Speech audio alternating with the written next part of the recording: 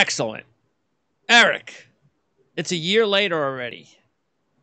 How time flies. Talking Conference USA football once again. Thanks for doing this. Not a problem, Greg. Always a pleasure to be on with you, my man. All right, Eric. So, what a year for the conference, especially for Texas San Antonio. Wow. Very good to see that. They were like one of my favorite teams last year. You know how you find a team that you just gravitate towards because they're the little guy. They're like still considered the underdog, and then they were able to. I mean, it was great seeing those home crowds too at home. That was so great to see. And it's only year 3 now for Trailer. I mean, that's just incredible the job he did in just a couple of years. Yeah, you hit the nail on the head there, Greg, when you talk about just this is now entering his 3rd year. And to be fair, you have to give a little bit of credit to the former head coach, Frank Wilson, because he did do a lot of recruiting for that program. Frank Harris, the all-star quarterback, Sincere McCormick, now in the NFL, guys like those Rashad Wisdom, those are all Frank Wilson recruits. Now, where you got to show the love to Jeff Traylor is he's been able to get the most out of the talent on the roster, build upon that talent, do something that Frank Wilson couldn't do, which was win at UTSA. And then also, if you know anything about Jeff Traylor, he is a Texas high school legend, Greg. I mean, this guy, we saw him at Conference USA Media Days, and he's walking around with that swagger down there in Texas like he runs the state. You know, that's a guy who, no matter whether it's from East Texas to West Texas and in between, he walked into a high school and he's got name recognition. He's got name power. And he can go in there and recruit. And he's, the final point about that program that I think makes it so special and why it's such an easy program to root for is he's made a point of recruiting locally. He's got a lot of his players from that San Antonio area, saying, hey, you could go to Texas or go to, some of those other schools or maybe a hometown thing. I think that's really special. So they certainly will be right there in the thick of things again this year. Yeah, I think that's also great for fans because we don't want to see these guys 2nd and 3rd string for the Texas Longhorns. We want to see them play. And it may not be for a Power 5, but it just makes it a lot more balanced and especially good for the Group of 5. Okay, so UAB, a lot of people believe UAB was still going to be the team to beat heading into the season. I didn't agree with them, but I feel a little bit more optimistic now when I heard the unfortunate news about Frank Clark. What's the latest on? Did this come out of nowhere, Frank's resignation? Yeah, with Coach Clark, it was. I talked with people down underground. You were good friends with our guy, Evan Dudley, AL.com. Give a shout out to Evan. Does a great job covering the Blazers. When Bill Clark retired, it definitely caught people off guard because it looked to be, Greg, he had turned down Power 5 jobs year after year after year. So it looked as if he was looking to build this thing for the long term in terms of as this program moved into the American Athletic Conference, and with that will come an increase in funds, an increase in budget, and certainly an increase in salary for him. He was already among the top paid coaches in Conference USA. You thought that's going to ascend to the next level, but it just appeared that he just got a health situation that for right now, and from all things we've heard, he is retired for the time being. That doesn't mean that, if his health improves, he may not look to get back into coaching. But for right now, it is Bryant Vincent's job. And so I mentioned being at Conference USA Media Days, Bryant Vincent was adamant. And let's just take a step back for a second. I'll give you a quick, elevator pitch on Bryant Vincent, a guy who is a local high school coach, just like Jeff Traylor, coached in the state of Alabama at Spanish Fort and other high schools, coaches at South Alabama, gets the offensive coordinator job at UAB. And then now he's walking to kind of the job of an opportunity of a lifetime here for him. But again, a program that's ascending, all the facilities are there, and all he's got to do is just keep this thing on the track. So when we spoke to him in media days, he said, hey, I don't want to just be the intern and the next year I'm back to OC or whatnot. I wanted this to be an opportunity to audition for this job. And, he certainly has a team that, as you said, you weren't necessarily buying them as the favorite, but a top 2 or 3 team. Yeah, absolutely. Yeah. I'm right there with you. Some things will have to break for them to maybe win that conference. But if he can keep things heading in that direction, I don't see why he wouldn't be a serious contender for this job come, the offseason. That's interesting. We'll definitely follow that for sure. And you might get a bump with enthusiasm in a way as well with the players. They're going to fight hard for their new coach out of respect for their old coach, all that kind of stuff. So we'll see what happens there. And you take a look at the quarterback position for both teams. You mentioned, of course, Harris, who comes back for UTSA, so that should give him a little bit of an edge there. But what do we know about the matchup with UAB's quarterback situation? Hopkins comes back, and they bring in the kid from Baylor. So is this still Hopkins' job, or is this a battle in camp? This still appears to be Dylan Hopkins' job. And, Jacob Zeno, the transfers you mentioned coming from Baylor, obviously coming from the Power Five, a talented guy. It's been interesting, Greg, when you look at this conference over the past few years, a little bit of a trend away from the rest of the group of five leagues, in that when a Power Five quarterback transfers down, typically they start. That's just how it goes. You can look at Charlotte. The past 2 years, they've brought in Power Five quarterbacks to compete with Chris Reynolds. Chris Reynolds has held them off. You can look this year in terms of UAB and a couple other places, even Western Kentucky. I'm sure we'll talk about them in a little bit. Jarrett Dagey went from West Virginia, transferred down, looked like he was going to be the guy. Now, weirdly enough, he's now at Troy, and they'll open the season at Western Kentucky. Wow. So, got a little bit of, kind of an interesting game there. But nevertheless, that's just my point to answer your question, that it hasn't automatically been Power Five transfers starting. The incumbent starter has still been able to hold them off for a couple teams here in Conference USA. Yeah, well, I think that's good for Conference USA. That says maybe the talent isn't as bad as you think, and transferring isn't as easy as you think either. So grass is always greener. Okay, Hopkins again looks like he's the man, but still, so there's veterans coming back, so that's good for both teams. What I like about look, UAB is McBride, so they got the edge in the running game, as you mentioned. Sincere's off with the Raiders. He's hurt, fortunately. I guess we won't see him till next year. But you look at, there's a couple other players I like besides Harris. Harris, the quarterback. Then you got Franklin, the wide receiver, and he might have left for the NFL but didn't. So that'll probably be good for him in 2023. Wisdom in the defensive backfield, also a difference maker. So if you had to talk about which of the players out of those two teams, those two programs, who would you say are the difference makers, like the pro prospects, the guys who will be first team Conference USA that'll make the difference when these two teams have to face each other, or of course, all season long, to become the top team in this division, if it's in this conference, if it actually is down to those two teams? Sure. Two-part answer. First part, the players who will make a difference in terms of if these teams play each other, it's going to be the offensive and defensive lines. Now, those guys aren't necessarily maybe the best pro prospects, but hear me out. UTSA has a veteran offensive line. They bring guys like Mekhi Hart, Spencer Burford and others. Same thing with UAB. They bring back Sidney Wells, one of the top offensive linemen in all of Conference USA. So a lot of talent up front, and it's no shock that these teams, this, if you're going to be a success at the group of five level, it's going to start in the trenches, right? And build everything out. That's going to make the difference between you being able to be a 5-6 win team versus one that's 9 and 10 wins. Now, in terms of the players who may make a difference level, maybe difference makers at the next level and have that potential, you hit it. Zachary Franklin, Rashad Wisdom, even though he's 5'9", and I stood next to him, maybe closer to 5'8", 5'9", he's a solid safety. I mean, he's a tackling machine. And in today's NFL, you want a guy who can play in coverage but also play in the box, and he certainly can do that as a tackling machine, as I mentioned. For UAB, keep an eye on Jermaine Brown Jr. in addition to Dwayne McBride. 1-2 punch at running back. Yeah, kind of that power, that downhill running of McBride. Also, Jermaine Brown Jr. can get out there and make plays in the return game and the receiving game. And definitely on the defensive side, Starling Thomas V.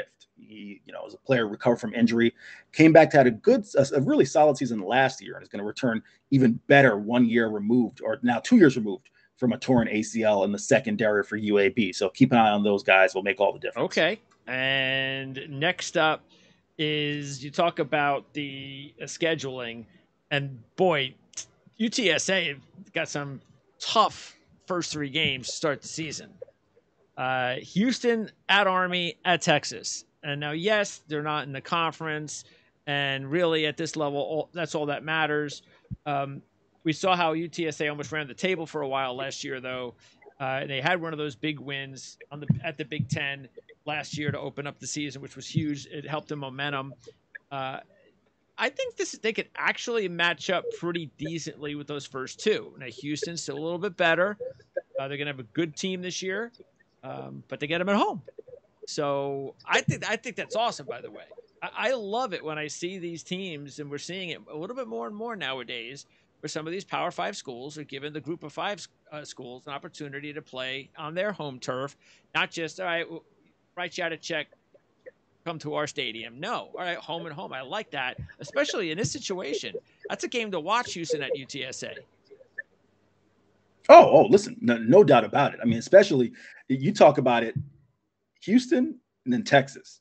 You want to talk about Lone Star State bragging rights, right? You know, this is the matchup, I think, if you're a Group of 5 football fan, you dream of, that ascending G5 team. You catch them when they've pretty much got all their pieces. Yes, Sincere McCormick's in the NFL, but more or less, they've got returning most of their team from last year that had success going against Texas. You know, is Texas back? We've been asking that question for many years. It's a game I'm excited about because I think UTSA is going to have a shot. You know, I think they pull off the upset? It's iffy. But this isn't the Texas of, Vince Young era where, it's going to be unstoppable. So definitely be something to keep an eye on there. And then definitely with the Houston game, I think that is a 50-50 game, if not one that I would tip in UTSA's favor in my mind. And then to have the sandwich in between traveling to Army and to take on a triple option team like that. You got to learn that in 1 week, even though I'm sure they'll probably try to prepare a little bit, even right now for Army. But that's a very tough way to start the season. By the way, is there a player in the front seven? Because Clarence Six is gone, and that is a big loss for UTSA in the front seven. So on the front seven, do they have someone? We mentioned Wisdom in the backfield. Is there someone up front that we need to keep an eye on? Anyone in particular? In terms of UTSA in the front seven. I'd say Oscar. We're saying on offense. Defense front seven. On defense. Because again, Hicks was such a huge part of their defense last year. He's gone. Sure. That's a big loss. So do you think they have someone to kind of step in? Absolutely. Trevor Harmonson, the linebacker. Yeah, that's a name you definitely want to keep an eye on. Someone who is capable of playing downhill and playing behind the line of scrimmage. All right. And as far as UAB is concerned, they seem to always get these really intriguing pass rushers every once in a while, or linebackers. They also have some pretty good players over the years that we see coming out of there. And Bill Clark, again, has done a great job. Front seven, do they have somebody that we need to keep an eye on? Would Noah Wilder, would he be at the top of the list, or is there someone else? No doubt about it. Noah Wilder absolutely heads the list. You know, a guy who has actually moved on to another program, Chris Mole, would have been that guy from previous years, a linebacker, hybrid safety. But Noah Wilder absolutely is the guy to keep an eye on for UAB. All right, now let's talk about the other contenders, potential contenders. UTEP. Interesting season, nice season. This is year 5 for Dana Dimel, and I think that's a nice story. Dimel being there, it's nice to see he goes from 1-1, 3, and then 7 wins. Great trajectory. What do you do now? What I saw about when I watched them a few times last year, what I could tell is, you know what, they got some players on defense, and they got a lot of guys coming back again on defense. Offensively, I still think they're at least another year or two recruiting cycles away from kind of competing with a UAB, even a Western Kentucky or a UTSA. Are they still, do you think, is that what's kind of still holding them back, do you think? And who's going to be their quarterback? Well, first off, their quarterback is going to be Gavin Hardison. That is the guy that Dana Dimel, returning starter, entering his 3rd year. Dana Dimel brought him to Conference USA Media Days, spoke very highly of him. He's a guy, Greg, who, yes, you look at his numbers. I believe his, and I should remember this by heart, I believe his career touchdowns to interceptions right now is 24 touchdowns to 18 interceptions, if memory serves me correct. I know his completion percentage is sub 55%. Definitely want to see that improve. But Dana Dimel, Coach Dimel talked about him having full autonomy over this offense, entering his 2nd year in this system, and especially feels that now that he's veteran enough, he's seen everything. He can go out there and make the audibles, do what he needs to do. But defensively, I'm going to push back a little bit. I think defensively, they're ready to contend right now. Big if Breon Hayward, they had a pair of 100-tackle guys at the linebacker position, Breon Hayward and Tyreese Knight. Knight is eligible, ready to go. Breon Hayward is applying, and the NCAA, for all the things that, you hear of transfer portal and guys being in one school one day and one school the next day. Well, Breon Hayward's that guy who apparently is still waiting on an appeal. So we are what? I think they open up the season in 10 days, and he is still waiting, at least as we're recording this. At last I heard, we're still waiting on a decision for his eligibility this year. So, Greg, they have two linebackers again, Hayward and Knight, both 6'2", 230, your prototypical big star, especially at this level. Yeah. To have linebackers that size. A lot size, of linebackers in the Power 5 programs are like 215. Yeah, exactly. 6 foot, 215. Yeah. 100 tackle guys who play, again, behind the opposing team's line of scrimmage. Okay. If they can get those guys with Praise Amahule, who is my best player in Conference USA returning for this year, defensive end, and also Jadrian Taylor, that defense will be set. But, if they don't get Hayward, I still think there'll be a solid defense. But if they get Hayward, that puts them to maybe being one of the better defenses in all of Group of 5 football. And Awatt, the running back, is he their key offensive player?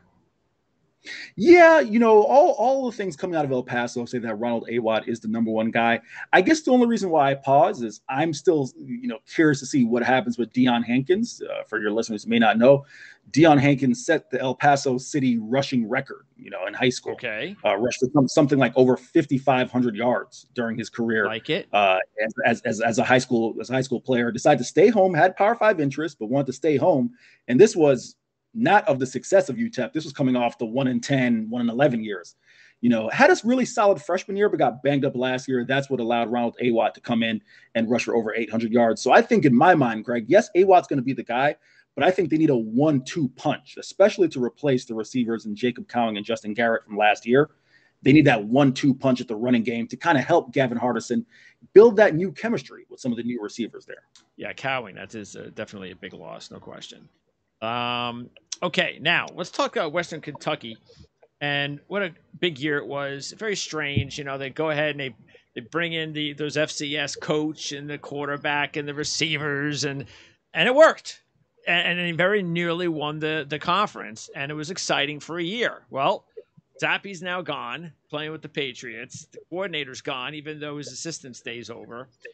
Burns is gone. Tinsley's gone at receiver, even though there's still weapons there. So I guess the big question is at quarterback, if we take a look at it, you mentioned Daigie's gone. Now, was Daigie gone partly because of the fact that this other kid, this Division II kid, Austin Reed, is it? Because I was looking, I'm going, okay, stats-wise, looks pretty good. Division II, completion percentage, so you don't know, but apparently pretty good. They like what they see. It shocked the hell out of me, to be honest with you, because listen, again, for your listeners who may not know, Jarrett Daigie, you may not be familiar with the name, but he is the active leader amongst Division I quarterbacks in passing yards, over 11,000 in his career, passing touchdowns, over 70. Now, some of that is skewed with the COVID year and whatnot. Some guys, some of those numbers are inflated a little bit. They've been in college a while, but still, if you tell me I'm getting a quarterback who's throwing for over 11,000 yards and 80-something touchdowns in his career, I think he's going to be the guy. And especially he played in that type of system at both Bowling Green and West Virginia. But for whatever reason, Austin Reed, who's, if you got a chance to check out the video that Western Kentucky dropped last night, announcing him as QB1, he's talking to the guys, kind of showing that swagger, that moxie that you want out of your quarterback. And you talked about it. Came from West Florida, about 6-7 hours north of me up in the Panhandle, and won a Division II national championship. So he's been a winner, and it looks like that's going to be the formula for success. Remember, Bailey Zappi, before he was Bailey Zappi, the guy who broke all types of records last year, was a stud at the FCS level. So don't just attribute, the fact he's coming from a lower level and might not be able to get the job done. So definitely something to keep an eye on. As you mentioned, really quick, you lose Mitch Tinsley, you lose Jarrett Stearns. You have Josh Stearns coming back as his younger brother. But yeah, it's going to have some guys kind of receiver by committee are going to step up and make some plays. Keep an eye on Jakari Moses in the backfield and maybe, do a little bit more on the run game. They also lost some guys up front and also lost Beanie Bishop, a safety, to I'm blanking on where Beanie Bishop went. I know Mitch Tinsley went to Penn State, but they lost Beanie Bishop, a corner who went Power 5 as well. So you got to remember, they are need to replace talent, not just offensively, but defensively as well. I mean, I don't see how they're going to be able to replace D'Angelo Malone, of course. I mean, that's just not, you can't do it. And that's going to be a big loss for them. So that's why they should be a little bit further down the pecking order, because you're losing a two-time conference defensive player of the year. You're losing a quarterback that, no matter what you think about this other guy, Zappi's is drafted by the New England Patriots. So, yeah, there's got to be a little bit of a drop-off. And they hired the former Georgia Southern head coach to be the defensive coordinator, I heard. So that's kind of interesting. Did Daggy lose the spring job? And is that the reason why he transferred to Troy, or did he not even wait for that? No, it's actually the opposite, Greg. Daggy just transferred earlier this week. Oh, I believe it was Monday or Tuesday. Okay, it just happened. So when I say it's fresh, it's that fresh. He left last week or early this week, and he's now is on Troy's roster. You can go on the online website and see him there, and those teams play week 1. That's awesome. Like that's a nice little story. All right, let's continue and talk about some of those schools down in your neck of the woods there. Unfortunately, more bad news. I know we talked about Bill Clark, but he's okay health-wise. Unfortunately, there was a death in the FIU family as far as the player was concerned, and they have a new head coach, Mike McIntyre. And we know Mike has done a very good job rebuilding programs. And if you look at his record, he's 19 games under 500 as a head coach. And you would think, well, that's not very good. But that's because he's gone to programs like FIU that have been so bad that it takes a few years. And there's a lot of losing until he finally turns those teams around. And as soon as he turns those teams around, that first winning year, he's gone. And he's got to do it all over again. So that's why the record is the way that it is. But I think that's a great hire for FIU. Yeah, no doubt about it. It's interesting, Greg. Of course, for your listeners, while I cover the entire league, FIU is the team I cover primarily, being here in South Florida. The hire wasn't initially well received by FIU fans. They wanted someone with local ties. Okay. There were a couple other candidates with local ties, some guys who either were from Miami, coached at the high school level, or coached at FIU, or maybe a combination of both in some cases. So, but the hire of Mike McIntyre, and I think you hit the nail on the head in terms of why fans have come around on that hire. He is someone who, as you mentioned, did it at San Jose State, a university that, quite frankly, is pretty similar to FIU in terms of what they were dealing with in terms of being on the football field, but also the university itself being what I'll call a non-traditional, football university, right? For listeners who may not know, FIU is a primarily Hispanic school. It's going to take, and I asked Mike McIntyre this, first when he was hired, and I asked him at Conference USA Media Days. He understands that this is not just coaching. And I think the reason why fans have come around on this hire is because, yeah, you might have wanted someone with the local ties who can do all this, but that's just the coaching aspect of it. Mike McIntyre has gone in and done the fundraising. He's done the booster club. He's built it from the ground up before. That's what FIU is dealing with. It is not just, hey, we need to get a quarterback here, a couple offensive linemen here, and a new scheme. It's a matter of building a football culture, and that is the thing that Mike McIntyre has been able to do. And really quick to bring it on the field, a huge strategy in terms of what they've tried to do recruiting-wise is you may not get the South Florida 4-star, 5-star player out of high school immediately. But what they realize is, those guys may go to Syracuse or go to Washington State or whatnot and wake up in January and it's 6 degrees. You realize they want to come home. And they've managed to bring a handful of guys who are South Florida natives back to South Florida on the rebound, especially with the transfer portal in today's college football. So I think that's going to be a huge approach for them. Yeah, I know there's a lot of people, skeptics, analysts, even fans that are skeptical or don't like the transfer portal. And I think the reason is I think they get too caught up, in my opinion, they get too caught up with the top programs. But to me, it's great because there's only a small amount of top programs. There's a huge amount of everybody else. And those everybody else teams now get better players. And I think that's great. It just makes college football that much better. Okay, so since you're really tied into FIU, Tyreese Chambers, best player on the team? Undoubtedly. Okay. What kind of potential does he have at the next level? Tyreese Chambers has, everywhere he's gone, he's done it, plain and simple. Someone who did not get a lot of attention coming out of high school, had to go the FCS route, FC JUCO route, then went to Sacred Heart FCS. All he does there is become an FCS All-American. He shows up at FIU, and I project him as a guy who might be a starter. We'd see what happened because there were a couple of veterans who were ahead of him.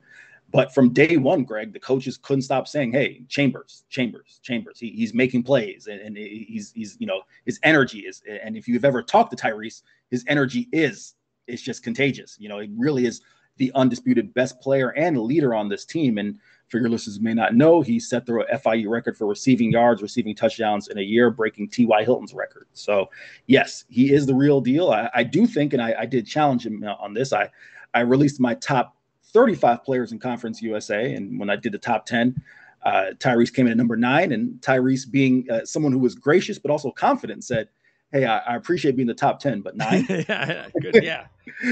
So he's someone who you definitely want to keep an eye on. And listen, this offense is going to run through him. I can imagine. They're going to look to get him the ball on screens, on the David Yost offense. They're looking to get the ball out of the quarterback's hands quickly and into the hands of their playmakers. So keep an eye on Chambers. And what do you like? What does he bring to the table as far as you can just see, even from your own eyes, whether it's route running or his overall speed? Do you think he has everything that you need to succeed at the next level? I do, and it's interesting. Again, he's not the biggest guy. He's listed at 6'1", 185. Again, I think Tyreese might be closer to 6 foot, but maybe 6'1" and change in cleats. This is, for someone of his size, he does something really well. He wins 50-50 balls.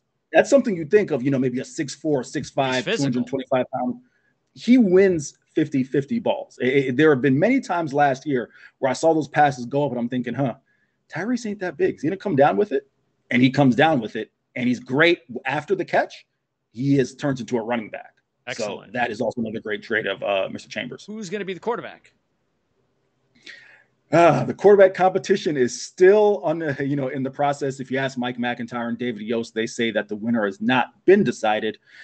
Quick, synopsis on the 3 guys. You have Hayden Carlson and Grayson James, 2 young guys, a redshirt freshman and a sophomore, respectively.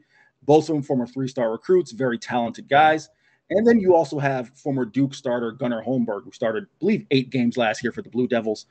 It's one of a dual threat guy, rushed for 5 or 6 touchdowns and threw for a shade over 2,000 yards. If you're asking me, I still believe that Gunnar Holmberg does have the inside track to be the starter.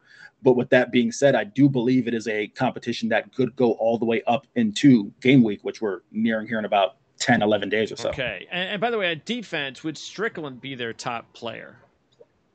Yes, Devon Strickland. He's another guy, came in, I believe, 24th on my top 35 player list in Conference USA. Really good defensive tackle. The thing to keep an eye on for him is they're making the switch from the 4-3 defense to the 3-4. Okay. He now goes to playing the nose guard. So how will he adapt to playing that position is interesting. But yes, he is the best defensive player for the Panthers. Okay. Now let's stay there and talk about FAU, because FAU, just like a couple of years ago when Kiffin was there, they were the big boys. Everything went through FAU, and people thought, all right, Willie Taggart will come right in and it'll be smooth, and really hasn't been smooth. And now all of a sudden there are some questions. Taggart's only 10-11 heading into year 3. They got a really good talented quarterback at this level, at this conference, like Perry, who played, of course, as we know, for Miami. So are they ready to turn things around again to get back to being the old FAU, or are there still some problems there? I believe it depends on your definition of the old FAU. Do I think they're going to win a conference title this year? I don't. And with Lane Kiffin, for all the things you can say about him, 2 conference titles in 3 years. Now, do I think they will be a bowl team, and not just a 6-6 bowl team, but a team that, in my mind, you should set the floor for wins with them at 7.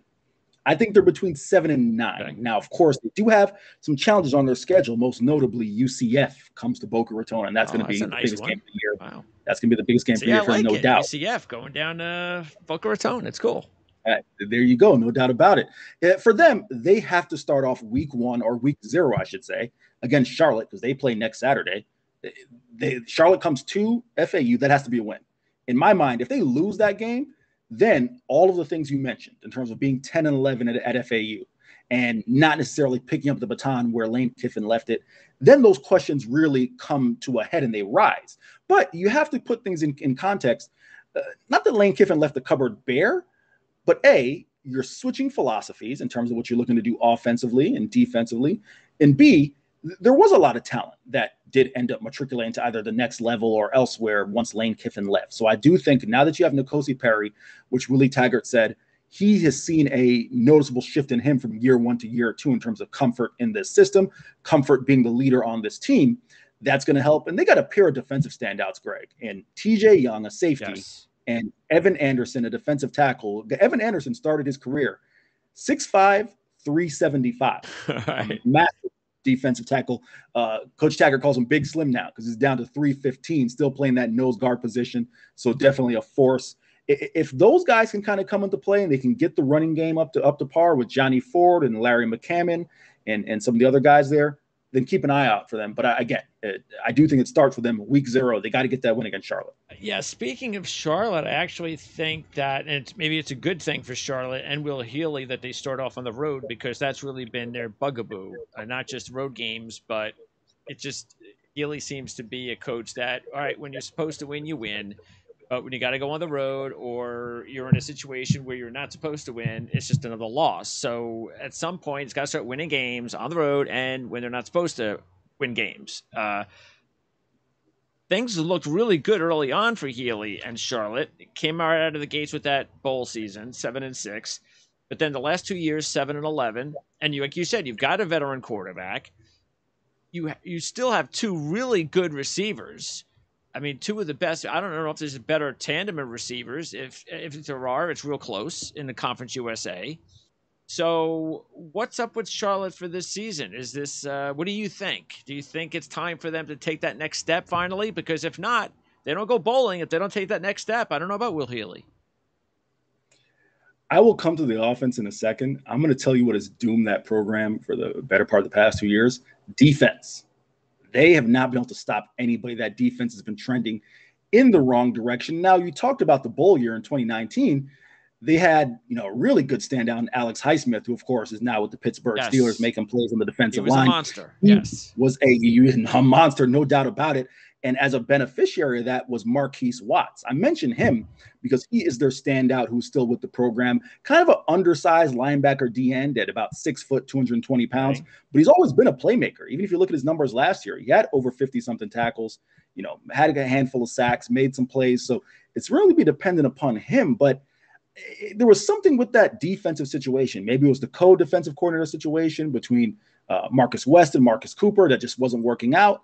Now they have Greg Brown, who I believe hasn't called defensive plays in, I believe, a dozen years. The last time he's called, not been the defensive coordinator, but called the defense. Was he on the staff last year? He was not. So he's brand new. Is it a brand new scheme too? Yes, yeah, and for all things, it's funny. I've had people reach out to me and say, "Hey, do you know what Charlotte's doing defensively?" And I'm like, "Look, I'm not giving up trade secrets for anybody, but no one knows. No one knows if it's going to be a 3-man front, a 4-man front, or it's going to be a 4-2.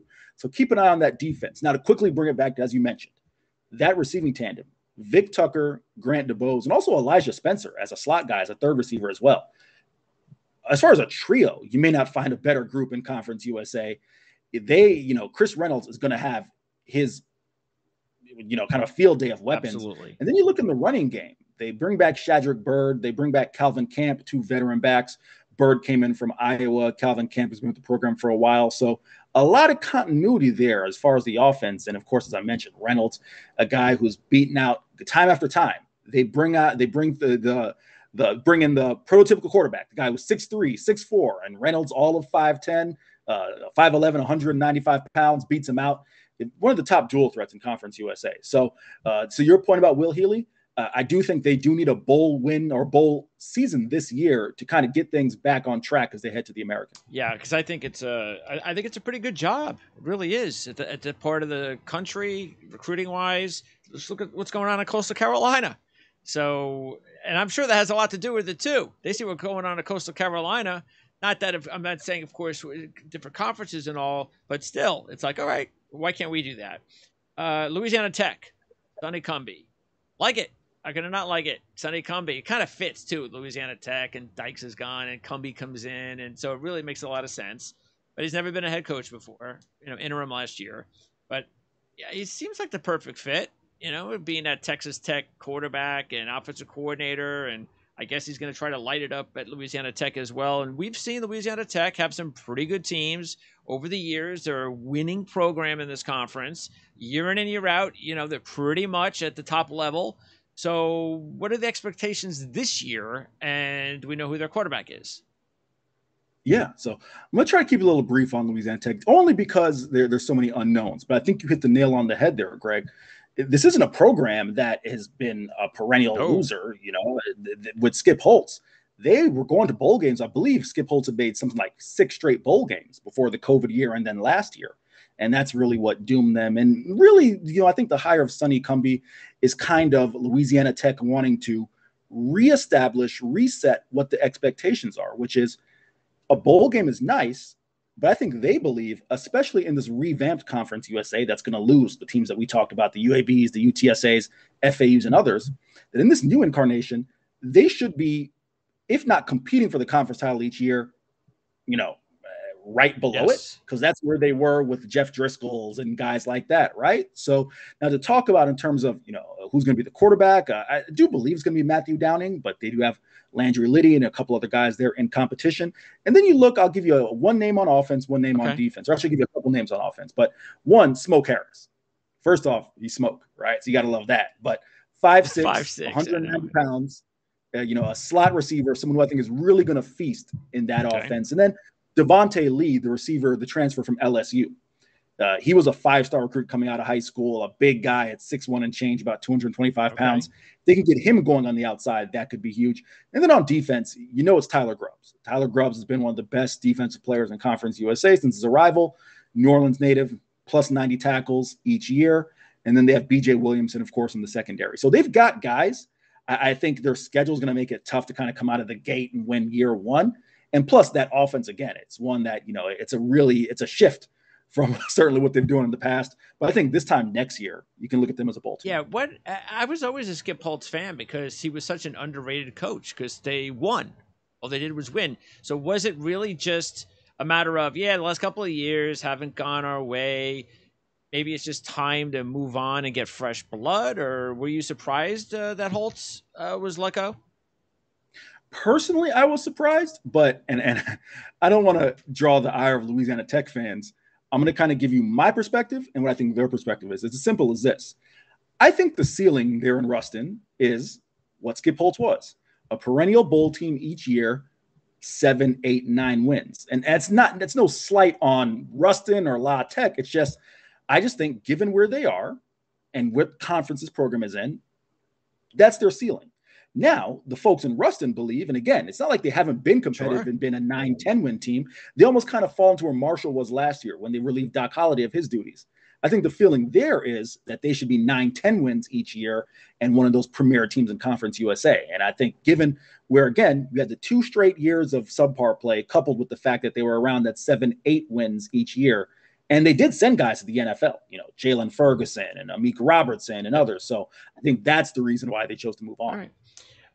Middle Tennessee, you're talking about Doc Holliday. So longtime head coach, 17th year for Rick Stockstill at Middle Tennessee.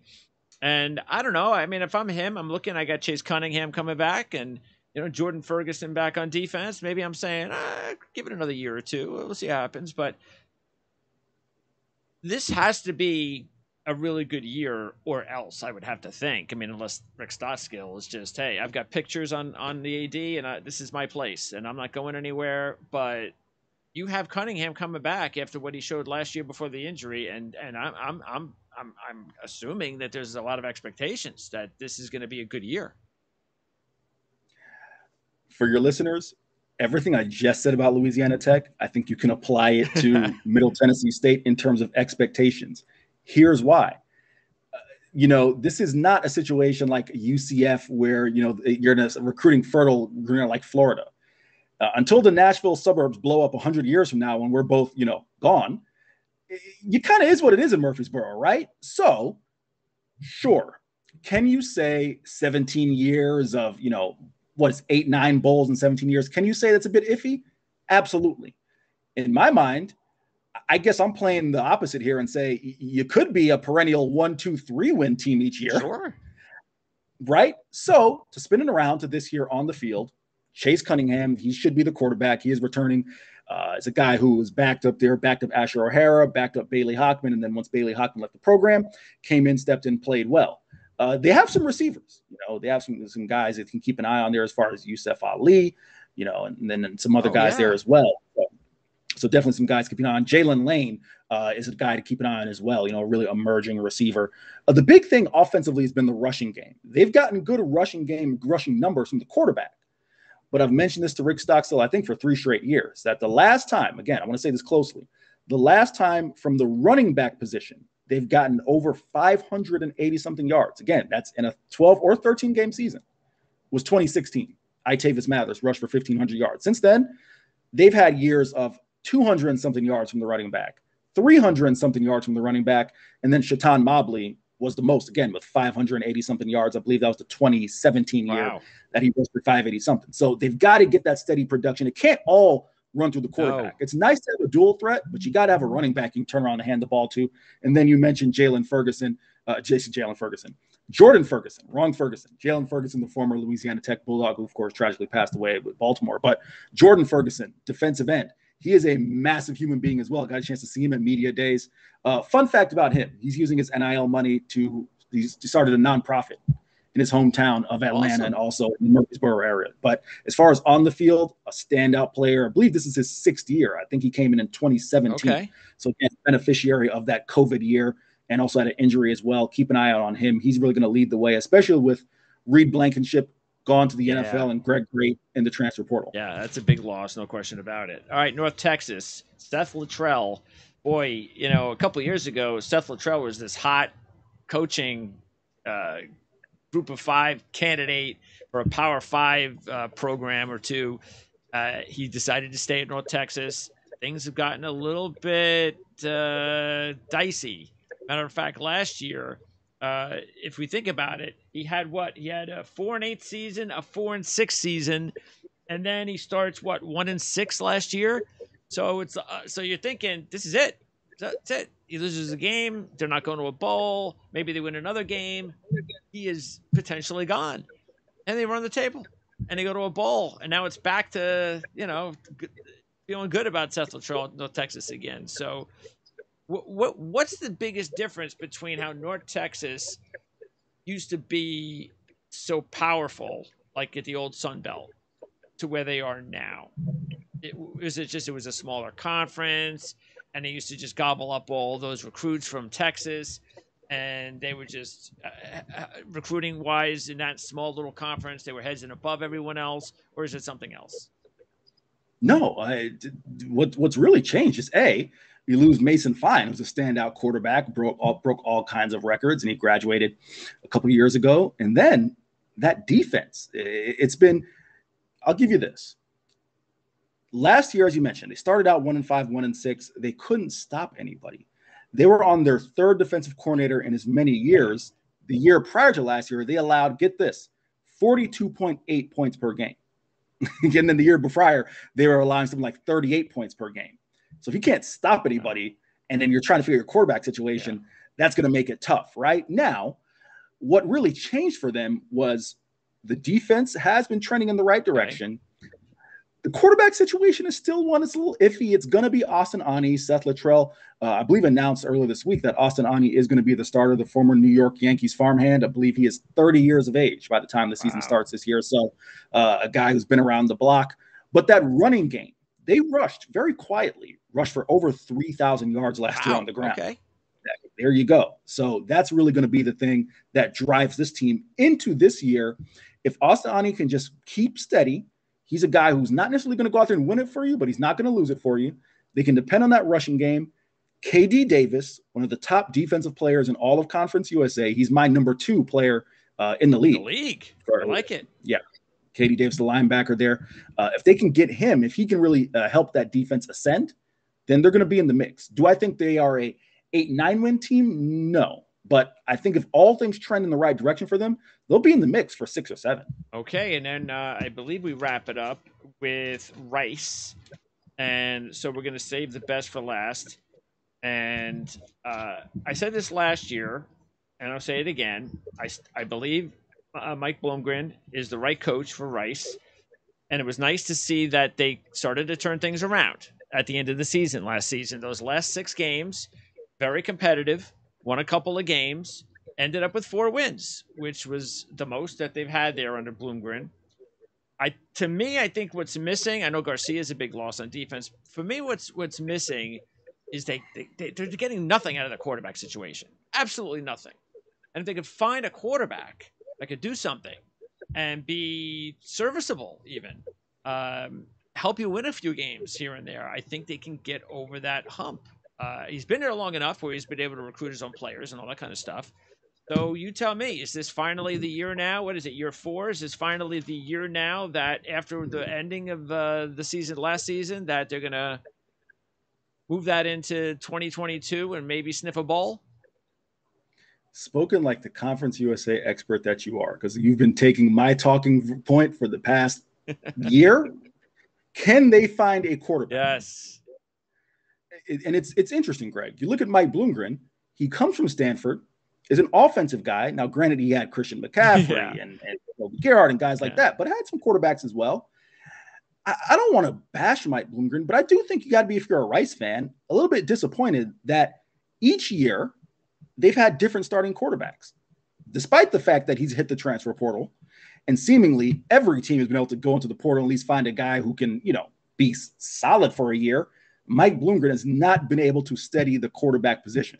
That has been the biggest difference, especially in previous years where they've had solid defenses and, maybe a run game to complement it, that intellectual brutality tagline. I think it's one of the best in college football that they use there at Rice.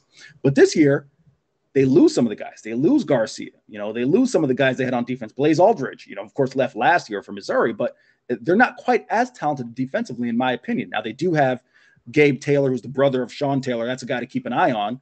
But in my mind, again, what's going to happen in the quarterback position? If they can find a quarterback who can come in there, make plays, get the ball to Brad Rosner, who undoubtedly is their top receiver, then they're going to be in the mix. Now, in the mix for a bowl game, no, I don't see enough talent there, despite the fact that they have George Nyaqual coming back. I do think it's going to be a challenge for them. But if they can be in the mix for 3 wins or 4 wins, that, in my mind, is it a success? Maybe, maybe not. But I do think if you establish a quarterback in getting those 4 wins or 5 wins or whatever it is, then you have reason to feel confident going into the American Conference. So that means right now there's just no word that because Green was their quarterback last year, right? And he's correct. back, but what is he battling McMahon?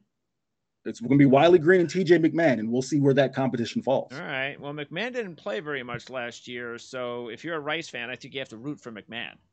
You got to root because you know what you got in Green, but you don't know what you have in McMahon. So maybe another year. So, all right. As we wrap up, where, by the way, is your list? Your top player list. Where is that? No, absolutely. You can find my top 35 players in Conference USA list. Typically, we would do a top 50, Greg, but with the 3 teams leaving, and there were a lot of players on Marshall, Southern Miss, and ODU who would have made this list, I shrunk it down to 35. But you can find it, first off, at my Twitter, at Eric C. Henry _, and then you can find it at UnderdogDynasty.com. All right. And who's number 1?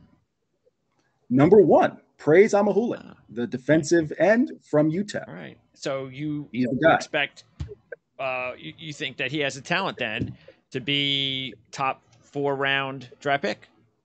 Yes. Yeah. I think, as a matter of fact, I'll kind of give you 1 through 5. Praise Amahule, Frank Harris, the quarterback from UTSA. Zachary Franklin comes in there, I believe he's 4th. KD Davis, and then Rashad Wisdom. Those are all guys. And 3 of those are on Texas San Antonio. On UTSA, yes, sir. So a lot of talent there in San Antonio. Who is going to? Does that mean you predict UTSA going to win again? I do. Okay. Give me a sleeper. I don't consider UTEP a sleeper. I know some people do. I think a sleeper is Western Kentucky or FAU. I like FAU there. If you're going to say sleeper, I would put, even though they don't have the name sleeper recognition, but I think they are sleeper. Yeah, sure. All right, FAU. I like it. Eric, I appreciate it. Thanks for doing this again. And if anything happens in Conference USA during the 2022 season, I know who to call. And we'll be checking out again the podcast every week at underdogdynasty.com, the Underdog podcast. So appreciate it. Thank you very much. Have a great season. Absolutely. Not a problem, man. Anytime.